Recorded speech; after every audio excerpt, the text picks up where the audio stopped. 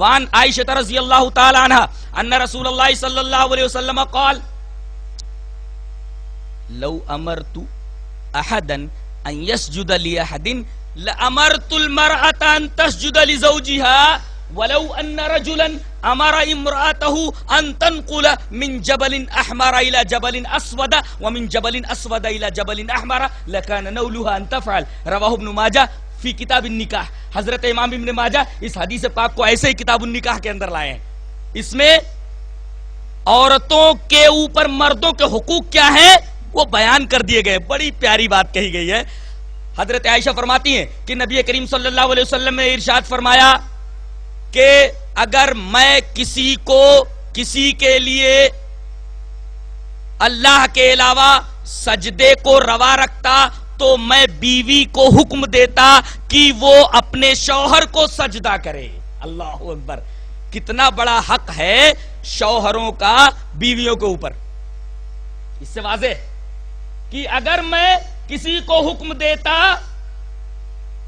کہ وہ کسی کو سجدہ کرے تو عورت کو حکم دیتا کہ وہ مردوں کا سجدہ کرے، لیکن اللہ کے علاوہ کسی کے لیے سجدہ روا نہیں۔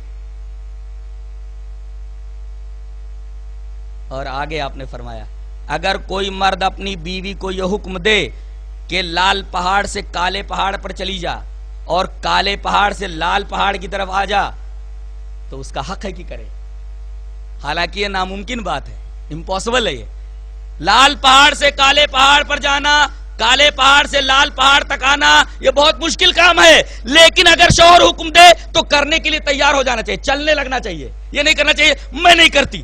اب جب چلنے لگے تو شوہر کو کیا بولنا چاہیے؟ ارے بڑا مشکل کام ہے، چل ادھر آ جا ادھر آ جا ادھر آ جا۔ کمپرومائز تو ضروری ہے نا۔ اب بیچاری اتنا مشکل کام کرنے کے لیے تیار ہو گئی، اب آپ کو کیا کرنا چاہیے؟ بھیج دینا چاہیے لال پہاڑ سے کالے پہاڑ کی طرف، روکنا چاہیے چل ادھر آ جا۔ لیکن عورت کو یہ حکم نہیں ہے کہ وہ بول دے میں نہیں کروں گی، یہ حق ہے عورتوں کے اوپر مردوں کا۔ اب مرد تو بہت خوش ہو گئے ہوں گے، اتنا بڑا حق ہے میرا عورتوں کے اوپر۔ اچھا آپ کے اوپر عورتوں کا کیا حق ہے؟ اگر نہ بیان کروں تو انصاف نہیں ہوگا، بیان کروں۔ حدیث اس طرح ہے۔ وان حکیم ابن معاویہ القشیری عن ابیہ قال قلت یا رسول اللہ ما حق زوجتی احدنا علیہ قال تطعمها ان تطعمها اذا طعمت وتكسوها اذا اتسيت ولا تقبح ولا تضرب الوجه ولا تهجرها الا في البيت رواہ ابو داؤد فی کتاب النکاح۔ اس حدیث پاک کو حضرت امام ابو داؤد کتاب النکاح کے اندر لائے۔ حضرت حکیم ابن معاویہ قشیری اپنے باپ سے روایت کرتے ہیں کہ ان کے باپ کہتے ہیں کہ میں نے کہا کہ اللہ کے رسول ایک مسئلہ پوچھنے کے لیے آیا ہوں۔ کہا کہ پوچھو۔ کہا کہ ہماری بیوی کا ہمارے اوپر کیا حق ہے؟ کیا بات ہے، اللہ!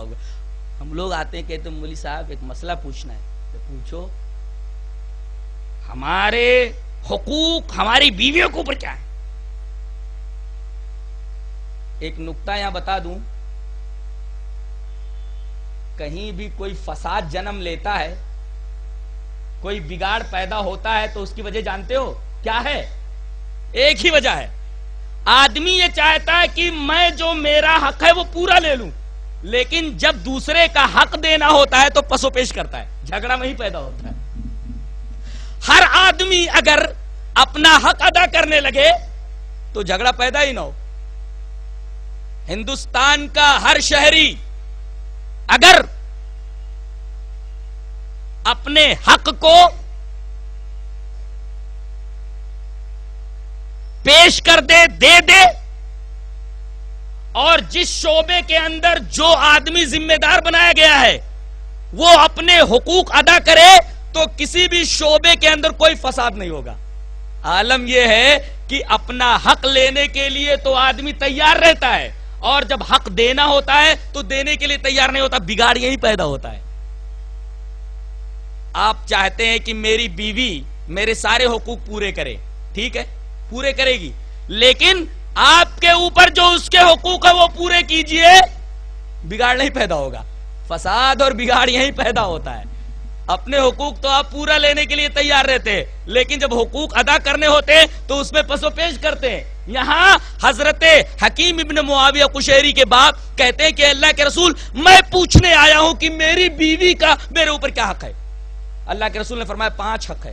پہلا حق تو یہ ہے کہ جو کھا اسے کھلا۔ یہاں عالم یہ ہے کہ ہوٹل بازی کر کے آتے ہیں، مرغے ارغے کھینچ کے، اور گھر میں روٹی چٹنی کھانے کے لیے 150 دے کر کے آ جاتے ہیں، نبھا لینا۔ انتو تیمہا اذا طعمتا، جو کھا اسے کھلا، اور وہ تکسوہا اذا اتسیتا، جو پہن اسے پہنا۔ 2 اور تیسرا ولا تقبہ، اسے گالیاں مت دے۔ آج جو منہ میں آتا ہے، ایک مسلمان مرد ایک مسلمان شوہر اپنی بیوی سے کہتا ہے، اسے گالیاں دیتا ہے، اسے عار دلاتا ہے اس کے خاندان کے تئیں۔ منع کیا گیا کہ بگاڑ کی ایک وجہ یہ بھی ہے، اسے گالیاں دینا، اس کو عار دلانا۔ تیسرا ولا تضرب الوجہ، اس کے چہرے کے اوپر مت مارنا۔ چوتھا 5واں حق، گھر کا معاملہ گھر ہی میں رکھنا۔ کوئی معاملہ ہو جائے تو اس کی چٹیاں پکڑ کر کے سڑک پر مت لانا، اس کے بال پکڑ کے سڑک پر مت لانا۔ یہ 5 حقوق تیرے اوپر تیری بیوی کے ہیں۔ پتہ یہ چلا کہ مرد کا حق یہ ہے عورتوں کے اوپر، اور عورتوں کے حقوق مردوں کے اوپر یہ۔ اب دونوں اپنے اپنے حقوق ادا کرنے لگیں تو پھر خانگی زندگی میں کہیں بگاڑ اور فساد آئے ہی نہ۔ ہمیں استدلال یہ کرنا تھا کہ اللہ کے علاوہ کسی کے لیے سجدہ روا نہیں۔ یہاں مجھے تو پہلے یقین نہیں آتا تھا کہ کوئی مسلمان قبر کے سامنے اسی طرح سجدے میں گر جاتا ہے جیسے کہ ایک مسلمان موحد خدا کے سامنے سجدے میں گر جاتا ہے۔ قبروں کے سامنے سجدے میں گر جاتے ہیں، جبکہ سجدہ اللہ کے علاوہ کسی کے لیے روا نہیں۔ سجدہ حرام ہے غیر اللہ کے لیے، اس لیے کہ سجدہ عبادت ہے، اللہ کے علاوہ کسی کے لیے سجدہ روا نہیں۔ دوسرے قیام، سجدہ تو عبادت کی انتہا ہے، خشوع خضوع کی انتہا ہے۔ قیام بھی تعظیماً اللہ کے علاوہ کسی کے لیے جائز نہیں ہے۔ قیام تعظیمی بھی منع کر دیا گیا ہے غیر اللہ کے لیے۔ دلیل اس طرح ہے، وعن ابی امامۃ رضی اللہ تعالی عنہ قال خرج علینا رسول اللہ صلی اللہ علیہ وسلم وهو متکئ علی عصا فقمنا الیہ فقال لا تقوموا كما تقوم الاعاجم يعظم بعضها بعضا وقال فكأن اشتهينا ان يدعو لله لنا فقال اللهم اغفر لنا وارحمنا وارض عنا وتقبل منا وادخلنا الجنة ونجنا من النار واصلح لنا شاننا كله فكأن اشتهينا ان يزيدنا فقال قد جمعت لکم الامر رواہ احمد فی مسندی۔ یہ روایت مسند احمد میں اسی طرح موجود ہے حضرت ابو امامہ باہلی رضی اللہ تعالیٰ عنہ سے۔ حضرت ابو امامہ فرماتے ہیں کہ ایک دفعہ نبی کریم صلی اللہ علیہ وسلم ہماری طرف آئے، ہم لوگ بیٹھے ہوئے تھے، آپ جیسے ہی ہماری طرف آئے ہم لوگ اٹھ کر کھڑے ہو گئے، اور جیسے ہی ہم اٹھ کر کھڑے ہوئے نبی نے فرمایا لا تقوموا، اس طرح نہ کھڑے ہو جیسا کہ اجمی لوگ ایک دوسرے کی تعظیم کرتے ہوئے کھڑے ہوتے ہیں۔ بتائیے، گویا کسی مسلمان کے لیے کسی مسلمان کے تئیں قیام تعظیمی جائز نہیں ہے، نبی کریم صلی اللہ علیہ وسلم نے منع فرما دیا۔ جب آپ نے یہ بات کہی تو فَكَأَنَّ اشْتَهَيْنَا، ہم لوگوں نے خواہش یہ کی کہ اے اللہ کے رسول ہمارے لیے آپ اللہ سے دعا کیجئے، تو اللہ کے رسول نے دعا فرمائی اللہم اغفر لنا، اے ہمارے رب ہمیں بخش دے،